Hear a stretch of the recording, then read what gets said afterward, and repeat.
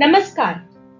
Today we will discuss about a very common problem among women, that is cervical cancer. Cancer is the uncontrolled growth of body cells and can start almost anywhere in the human body. Here in the picture we can see the difference between a normal cell and a cancerous cell. And in this picture we can see the amount of proliferation the cancerous cell have gone through. Now, when cancer develops in the cervix of female, it is termed as cervical cancer or the cancer cervix. Now, what is the cervix? Cervix is the lower part of the uterus. Now, this is the uterus and the lower part of the uterus is called the cervix, which connects the uterus to the vagina. Cervical cancer is the fourth most common cancer in the women worldwide and second most common cancer in women living in less developed regions. In India, cervical cancer is the second most common cancer among women aged between 15 to 44 years. Now, what causes cervical cancer? So, cervical cancer is caused by a virus which is known as HPV or the human papilloma virus. Now, let us talk about the risk factors. Risk factors means the factors which can contribute to having the cervical cancer. The chances of having cervical cancer increases. So, number one risk factor can be having sex at an early age. Means if you have started having sex from an early age of your life. Now that can be around the time of your menstrual period. When your periods get started, that is around 13 to 14 years. If you are having sex, if you have started having sex and from that point in your life, then you can be at a risk of having cervical cancer.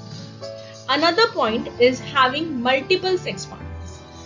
Another one is if you are having any of these sexually transmitted diseases. Another one is having a habit of smoking cigarettes. That means if you are a chronic smoker, smoking a number of cigarettes from a long point of time. Another point is having birth control pills. Women, especially after marriage or from any point in your time, if you have started having birth control pills to avoid pregnancy, then you can be at a stage of having cervical cancer. Okay, now let us talk about the symptoms. What can be the symptoms which can give us an alarm or alert us to reach to our provider or the gynecologist for a checkup? Always remember, an early stage cervical cancer generally has no sign or symptoms. Now, the early stage means it has not progressed to a later stage or it has just started having developing. So at an early stage, the cervical cancer generally goes asymptomatic. Now, when you have entered an advanced stage, the symptoms do occur. Now, the symptoms may include first, vaginal bleeding after intercourse or between periods or after menopause. Another one, watery or bloody vaginal discharge apart from normal periods. If you are having any of the discharge which may be heavy and very important if it is having a foul odor or foul smell. Another thing, if you are having pelvic pain or pain during intercourse, now that can be an alarming point to get a checkup from your provider or a gynecologist. Till now, we have learned about the cervical cancer. What it is, which part of the body it develops, what are the symptoms like, what are the risk factors like. Now, we are going to learn about the preventive measures. What measures can we take to avoid getting cervical cancer? Number one, very important. Always practice a safe sex. Human papilloma virus, HPV, the virus responsible for having cervical cancer, is always transmitted during sex. It can spread through either vaginal sex, oral sex or anal sex. So, safe sexual practices can reduce the risk of transmission. Now, the safe sexual practices, it involves the use of condom. Uses of condom can reduce the chances of transmitting the human papilloma virus. So, whenever you enjoy the sex with your partner, always use condom to prevent yourself, to protect yourself from any of the sexually transmitted diseases or the risk of developing cervical cancer tomorrow. Next preventive measure is undergoing a pap smear test. Now, what is a pap smear test? Pap smear test is a procedure to test for cervical cancer in women. A pap smear involves collecting cells from your cervix.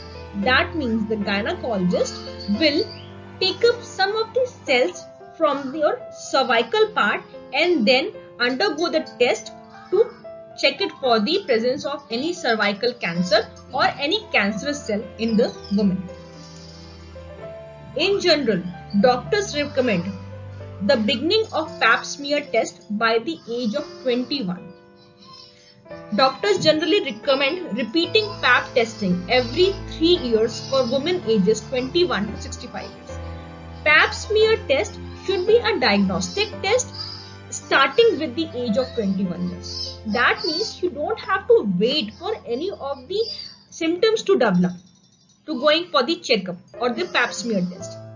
It should be a routine checkup every 3 years or 5 years as per the doctor's recommendation starting by the age of 21 years. Another very important preventive measure is going for the vaccination. Vaccination against the human papilloma virus. American Cancer Society recommends vaccination for age group of 9 to 26 years. So if you fall under this age group of 9 to 26 years, you must undergo the vaccination against the human papilloma virus. However, post 26 years, vaccination depends upon your history and the risk factors. So get it evaluated from your provider, from your gynecologist, and check if you fall under the group of having vaccination if you are post 26 years, above 26 years of age. Human papilloma virus vaccine protect you against the HPV virus responsible for cervical cancer and other infections. Talk to your gynecologist for getting vaccinated. Now let us talk about smoking as a crucial risk factor. According to researchers, it is found that cervical cancer is strongly associated with smoking tobacco. Smoking tobacco means smoking cigarettes in any form.